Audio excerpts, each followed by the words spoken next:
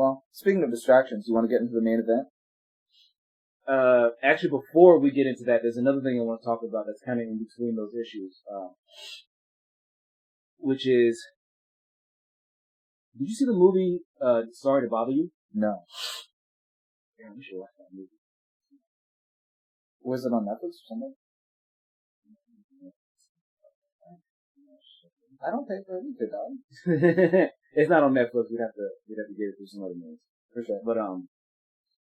But basically what I want to talk about is how artists will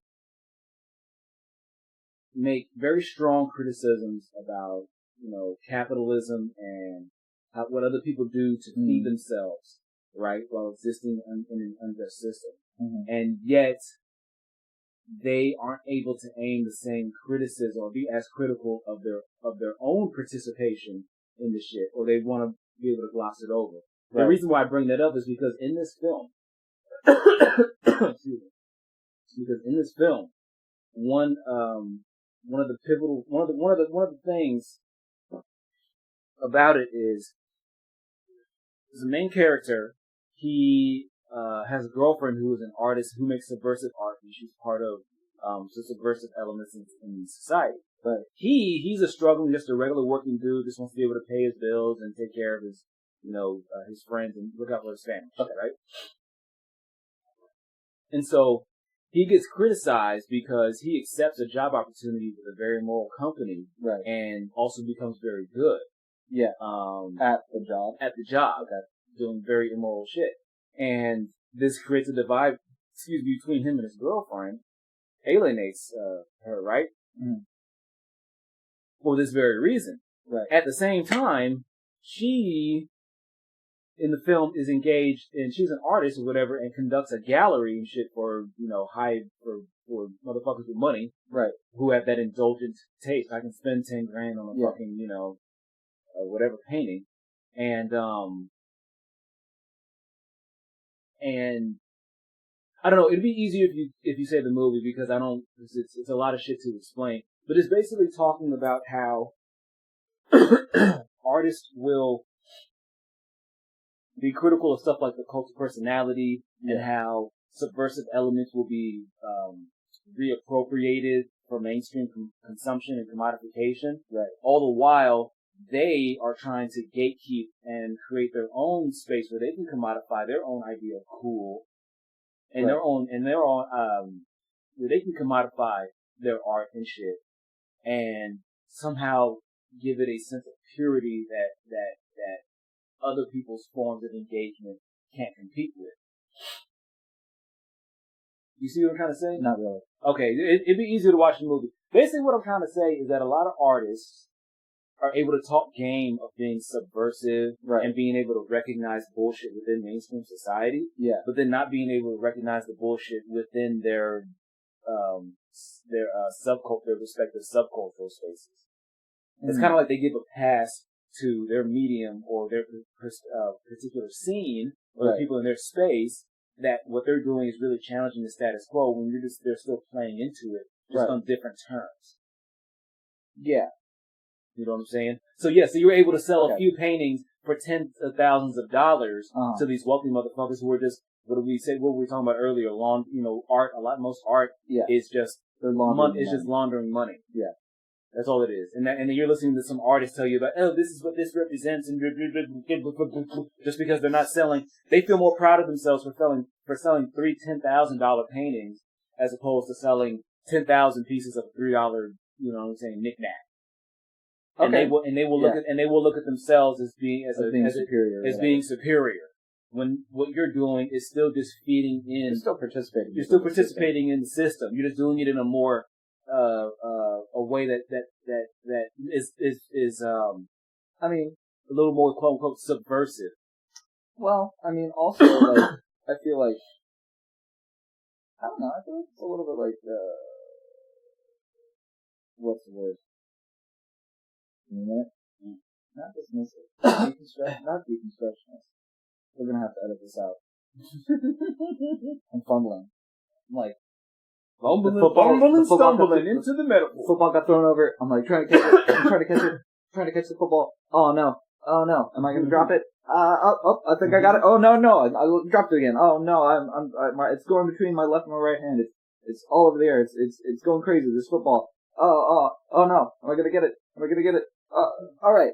I got it. Here's what I think about that. Yeah.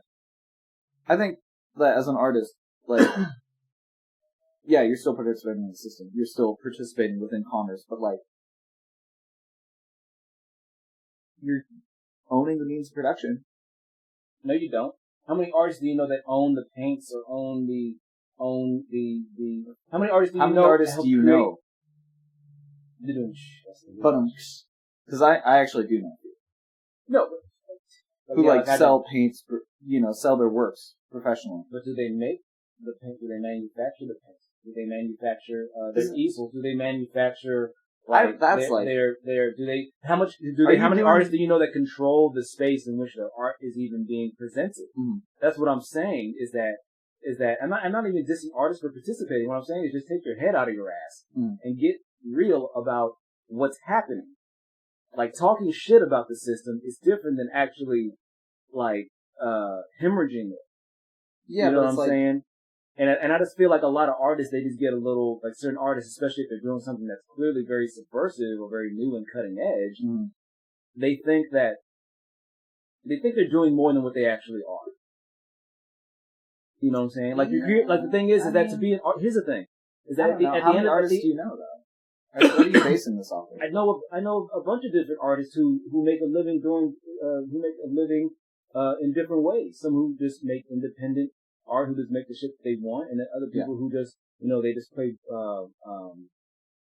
either they do like the private gigs, or they do like the solid working, solid gigs, or they're curators that are blah, blah, blah, blah. Like, I know different people as well, too. What I'm trying to get. I feel like narrowing that kind of, because what you're talking about is like, I think that's a general tendency, not just for artists, but for everybody. Like, anybody who kind of has left-leaning tendencies or has, like, anti-capitalist tendencies or beliefs, like, I think you can easily fall into that trap of, like, railing against the system and yet being like, well, what are you actually doing to change it? Mm-hmm. And I can see how that's, like, frustrating, but it's also, like, maybe just starting the conversation is, like, well, I guess that has to do with start, right? Well, here's a better question. I guess here's a question I should have started with, or the premise I should have went into, is, to you, what is the purpose and the ultimate effect, impact that art can even have? Right. For me, at the end of the day, no matter how subversive it is, no matter how, challenging something may be, art, to me, is about stimulating, it's about stimulation through a particular medium. Right. That's as broad as I want to keep it. And then as far as what the impact of art can be, well, obviously it can carry monetary value. It can, but you don't want to talk about, at least it's starting a message or it's starting something. I mean, hell, think about something like, what's considered subversive today is just a common commodity down the street. You know what I'm saying? The real punk movement, punk music and shit in the punk subculture. I like some of my friends, some of my older friends, he said original punk lasted for about 2 months and then fell apart because it was just unsustainable. He said the people who were able to sustain punk were not 100% punks. He said they had to have some other elements, some other foresight, or some other skills to be able to bring to help sustain it, because any movement that is able to do that needs more than just the diehards supporting the movement. Right. You know what I'm saying? And contributing to it.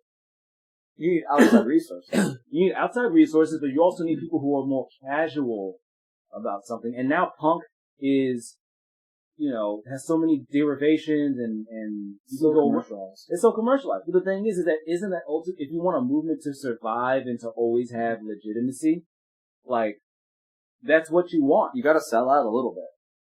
You have to sell out because that's how you're able to keep your place at the table. You have to die a little bit if you want to live. Yeah. Well, yeah, basically. But it's like, what's the impact of art? It's because after a while, the most left-leaning shit can be interpreted to be right-wing, or vice versa. Yeah. And something that's completely apolitical can suddenly have a meaning that can't be separated from that. Yeah, but I mean, like, there's no such thing as political art. Like, I mean, the thing is, there are political implications. We live in a society. Yeah. No, but But like, to me, that's one of those, like, it's such an edgy comment. What, to say that we live in a society? No, well, that's clearly edgy, but the other one, which is everything is political. It's like, I get that everything has a political implication, but some people take that as a means to make every conversation and every interaction political. Oh yeah, and that's just not life. It's exhausting to do that. Yeah, I mean, I don't know. I feel like that's like the tendency, like, that's even professional politicians don't just sit and talk about politics all day. Yeah. So, but I'm supposed to, because everything is political, and to ignore it for 5 seconds of my life and just enjoy shit in a different context makes me, just enjoy shit. One of these amplified masses. Yeah, to like be able to just go to Star Wars and be like, it's the Star Wars movie. They do those lightsaber fights. They shoot lasers. It's tight. I liked it since I was a kid, and that's it. There's no deeper message here, man. I mean, you can read into it and get that if that floats your boat, if you enjoy that, but like otherwise it's just like, God, it's a movie about space races. Yeah. Calm down. Yeah. Throw a football. It's a space western. Yeah, exactly. Throw a football. To me, when art can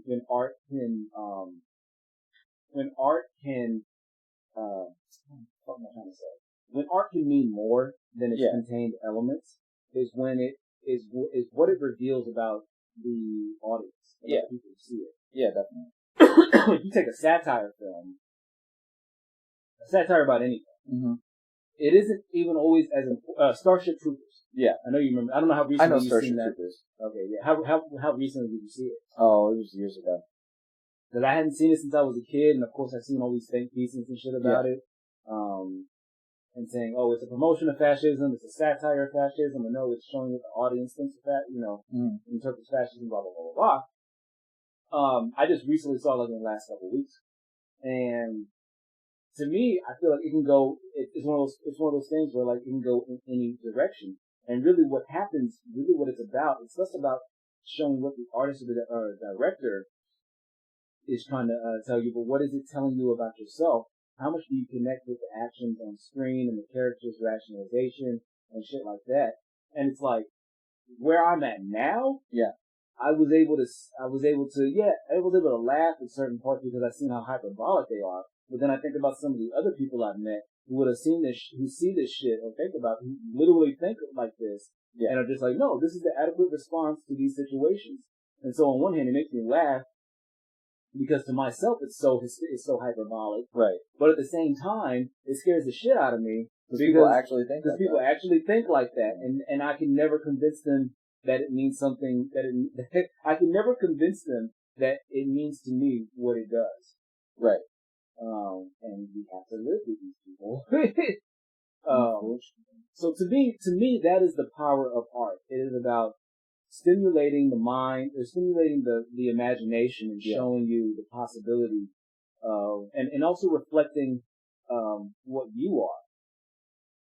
Because when I was younger, I never liked it just because I never saw myself as a soldier, and I never saw myself wanting to go fight for a cause and shit. But then getting older and all the knowledge and experience of everything I have now, but understanding war and understanding how propaganda works and understanding how, human beings, we don't just live off of logic and reasoning and philosophy. We're very emotional, irrational creatures. Right. And we're every day at any moment, no matter how smart and sober you think your mind is, you can be led down any number of ways. It's just a matter of, does it take 2 or 3 turns, or does it take 10 to 12, 15, 20 times, or whatever. Yeah, like how many times does it take them to like tap you on the shoulder before you're like, okay, fine, I'll turn left. Exactly. And it's no escape from it. So to me, that's what the power of art is, and I feel like a lot of people get to, a lot of people they put too much stake in what they think the possibility of art is.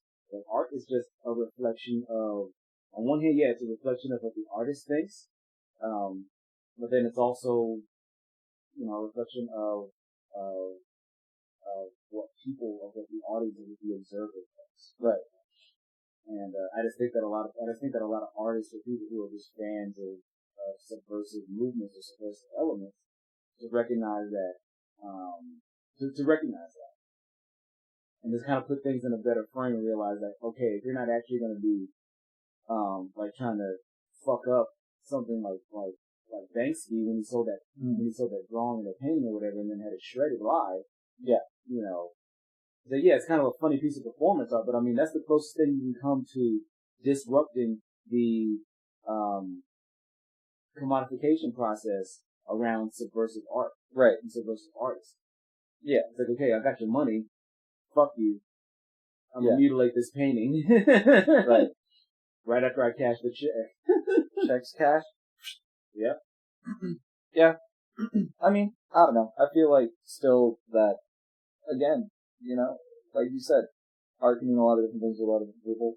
I think if people are out there making subversive art and making leftist art, or art with like a political message, with like, they believe is gonna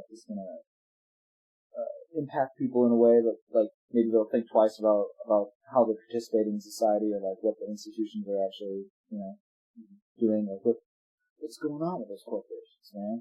What's going on with those politicians, dude? That's exactly it. I think that is the power of art. Like once again, we talk about Banksy when he did his fake Disneyland type shit. Oh, Disneyland? Disneyland. And people were just like, and some people were just being really cynical about it. Like, oh, this is just a very, it's just a dark, version. It's like, it's to, if the power of art is to go from being something shocking to where every day you start to just walk around with those questions.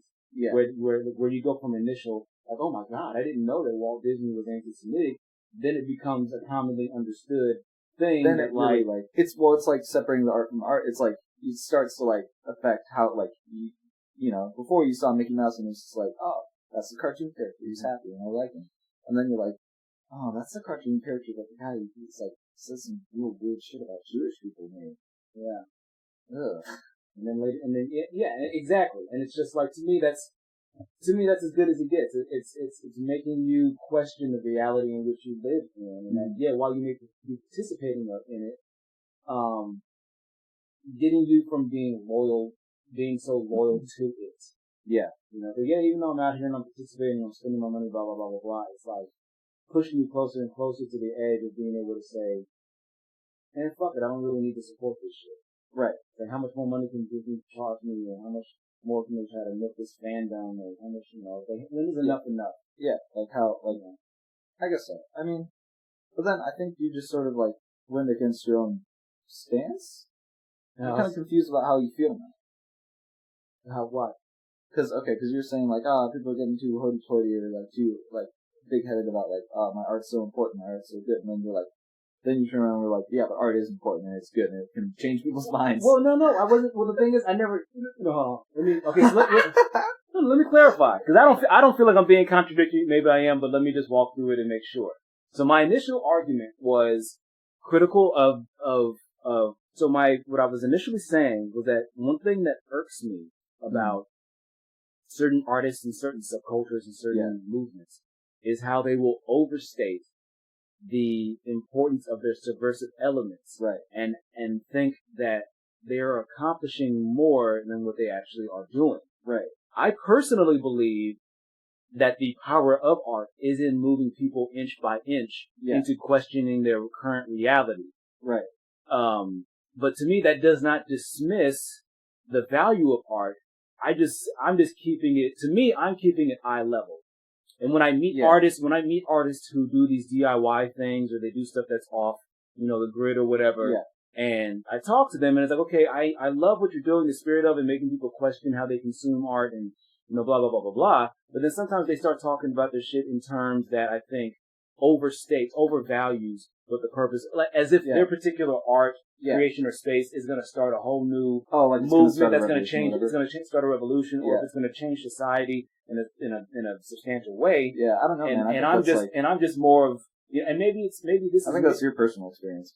No, yes. Everything I said here, everything I'm saying is my point of view. Like, you speak in the conviction of your experiences and your point of view. I'm not going to sit here and speak for somebody. Yeah. I'm not going to sit here and speak somebody else's truth. Yeah, this is this is the way I understand. This is the way I look at it. And when I look at, and to me, when I think about the limits of the power of art, that's it. It's either giving you a different way of finding stimulating, a different way of being stimulated, and or is making you question the things that are already stimulating to you and the things in which you already consume and how you consume them. Right. To me, that's where it's at. And I'm just saying that I see a lot of other people, who have their shit all the way up here on the mountaintop, and I'm just like, nah, like the power of it is just on this hill here. Yeah. That's that's my point. Yeah. I don't know, man. I don't run into a lot of people like that. I feel like a lot of the artists who I meet are pretty just chill about what they do. They're like, I make this art, I sell it, do some commission work for other people. Mm-hmm. It's just doing a job. Better than sitting in an office. No, I know. That's why I was saying. That's why I was asking you if you'd seen the movie, because the movie, the context for it was within that movie. Was within that movie, right? Yeah. Because she was. The thing is, that was an exaggeration. Her these characters. It's a film and shit, so of course it's an exaggeration of what's actually in real life. Right. Yeah. I don't know. I feel like that's a funny stereotype though that gets made about artists. Because I mean, I've definitely run into like a couple of musicians like that. They're like way think their shit's like super hot, but it is not. It is not hot at all. Yeah. But I don't know. I mean, that's like also I feel like it's just funny because a lot of times that's the difference between people who make it and people who don't. Is like a lot of times people make some really dope, like really like powerful music, and they're just like too humble to like push for it. And other times people are making like some real basic shit, and they just like are believing it super hard, have way too much confidence, and they like push it, and they end up making it. Yeah. But again, that's like also, that's kind of a generalization. That's as well. Well, the thing is, like, it's not a lie. I mean, I work with people currently in some of my projects. Bleep. But whatever it is, what it is. Oh man. But at the same time, it's like you kind of need that because you need somebody there that can have that gusto and have that momentum. You need the confidence. You need someone who's got the confidence and the balls to like believe a little harder than maybe they should. Yeah. Because then even if they don't, what is it? If you don't aim for the moon, if you don't aim for the stars, then you'll never hit the moon. You know. Yeah. But if you don't think you're going to hit the moon, then probably not going to get past Uranus. Yeah.